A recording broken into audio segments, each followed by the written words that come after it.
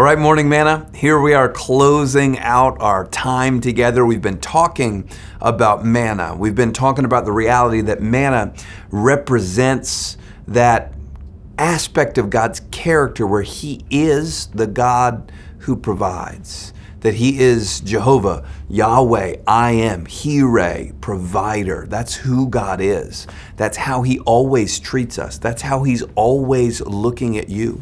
We've talked about several of those facets. It's a demonstration of His character, His faithfulness, not our own, that we've got to seek, go out and find and pray for and collect His provision.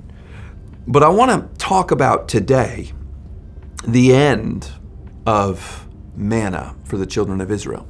It's actually in Joshua chapter 5, verse 12. The children of Israel have crossed over the Jordan and they've entered into the promised land.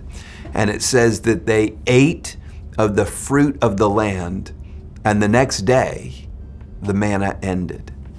And now some people might look at that and go, okay, so there's a limit to God's provision. It does not all the way, it doesn't continue.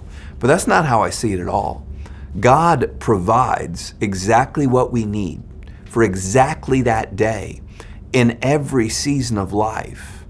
But what He provides and maybe how He provides shifts based on the season.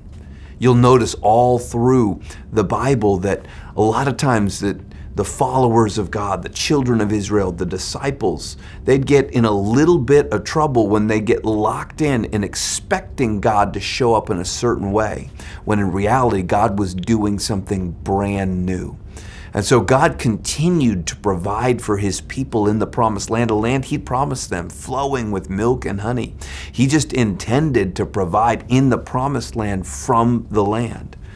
For so many of us, God continues to provide, and sometimes we miss it because we're looking for today's provision based on how God showed up yesterday.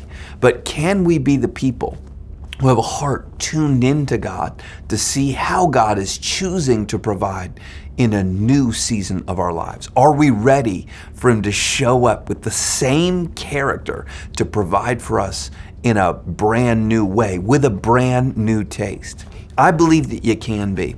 And so my prayer for you, Morning Manna family, as you continue to seek God, that you'll learn His voice, that you'll deepen in your understanding of His character, and you'll recognize His provision, however He chooses to show up, knowing that God provides exactly what we need for today.